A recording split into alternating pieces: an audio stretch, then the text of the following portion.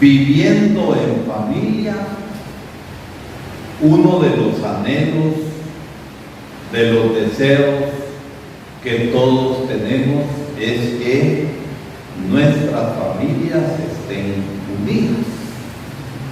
Y no hay cosa que entristezca más que las familias estén divididas. Y de eso quizás lo sepamos por experiencia propia y sin juzgar por experiencia de otras familias. Nuestros deseos también es que las comunidades y los pueblos estén unidos. Porque cuando hay unidad, en primer lugar, hay alegría, hay paz y también hay esperanza de que unidos podemos alcanzar tantas cosas para el beneficio de todos. Hay un lema que lo canta: un pueblo unido jamás será vencido. Y para la resistencia, media vez no haya violencia, la unidad de los pueblos hace que los pueblos resistan, luchen y se opongan a toda aquella injusticia y corrupción que atrasa a nuestros pueblos. Este es un deseo profundamente humano, pero sobre todo fíjense en los evangelios de San Juan que hemos escuchado, que no nos narran la institución de la Eucaristía como lo narran los evangelios sinópticos de Mateo, Lucas y Marcos. San Juan nos va narrando y diciendo todo lo que Jesús dijo en la última cena. Momento grandísimo, porque está pronto para iniciar su pasión y consumar su obra, el misterio pascual de muerte y resurrección. Y resalta en el evangelio de ayer, como también en el evangelio de hoy, cómo Jesús pide la protección de nosotros, que estamos en el mundo, pero no somos del mundo. Tenemos los pies puestos en este mundo y vemos la realidad. Y la realidad mala hay que cambiarla, no solo a nivel personal, sino también comunitario. Y por eso la lucha que se hace por un mundo mejor, en justicia, en solidaridad y en paz. Pero además de esto, Jesús pide otra cosa: que todos nosotros los cristianos, y lo pedía ahí y se lo decía a los apóstoles, que todos sean uno como Él y el Padre son uno. Así nos dijo ayer y así vuelve a repetir hoy, pero ahora también dice otra cosa: y no solo por ustedes pido, sino también por todos aquellos que creerán por las palabras de ustedes, es decir, por la predicación y por el ejemplo.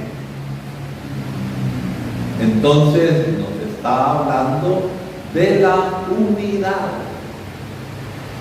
porque no hay cosa que haga más daño en la iglesia y en nuestras comunidades que las divisiones. Y ese es un pecado del cual tendremos que dar parte. Trabajamos por la causa común. ¿Y cómo es posible que a veces los grupos estén compitiendo y los grupos no consideren los esfuerzos de los demás? Las personas que hacen esto es mejor que que se vayan, porque están haciendo un daño enormemente grande. No digo que se vayan de la iglesia, porque la iglesia coge a todos, pero que se conviertan. Que se conviertan. Y todos hemos de luchar por la unidad. ¿Por qué? Porque la unidad es fruto de la fe. Un solo bautismo, un solo Señor, una sola esperanza, un solo pueblo. Y la fe auténtica da frutos en la unidad. Y cuando no entendemos esto, no hemos entendido nada. Aunque seamos de cualquier grupo en la iglesia, seamos de la Piedad Popular, de la Dolorosa, de San Juan y la Magdalena, no hemos entendido absolutamente nada cuando no estamos unidos. Y esto es aplicable a los grupos. Como que si yo y el padre René nos estuviéramos peleando y a ver quién puede más. ¿Saben quién puede más? El poder de Jesucristo. Y es a Él a quien nosotros servimos. Es a Él por el que nosotros vamos trabajando, tratando de construir el reino de Dios aquí en la tierra. Y cuando no hay unidad, díganme ustedes, la gente no huele eso. Claro que lo huele. No solamente lo está viendo, lo huele, y el tufo es bien penetrante. El tufo penetra. Y entonces no vivimos como San Pablo nos dice, que debemos ser buen olor de Cristo Jesús. Y ser buen olor de Cristo Jesús significa la coherencia de vida. Creo aquello, vivo según aquello. Miren qué hermosa la primera lectura de hoy. Por predicar a Jesucristo muerto y resucitado, San Pablo sufrió mucho y lo metían preso. Y el comandante, para ver qué estaba pasando, porque tenía razón, estaban discutiendo cosas de la fe y no habían cometido ningún delito. Lo saca y lo presenta al Sanedrín. Eran aquellos que juzgaban. Y el Sanedrín estaba formado, según la lectura que hemos escuchado, por los fariseos y los saduceos, que no se llevaban. Porque los fariseos creían en la resurrección de los muertos y en los ángeles, mientras que los saduceos no creían en nada de esto. Y San Pablo, que era fariseo y que sabía bien las cosas, puso el dedo donde lo tenía que poner. Empezó a hablar de la resurrección, y entonces brincaron los saduceos contra él, pero los fariseos defendieron, y Pablo pudo retirarse.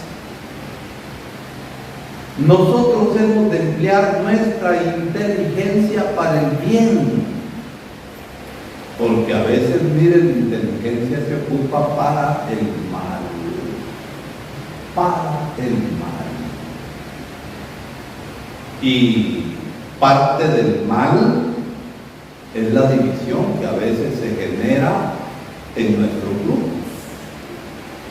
Y si uno es coherente y uno sabe que está siendo causa de división, lo mejor es doy el paso para acá y dejo libertad para que otros trabajen mejor de lo que yo trabajo.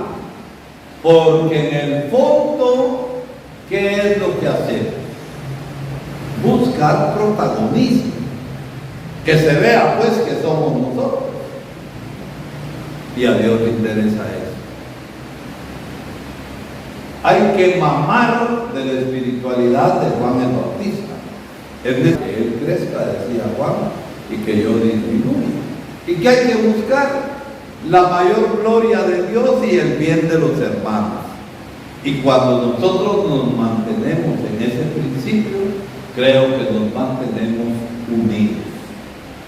Que el Señor nos ayude a estar unidos.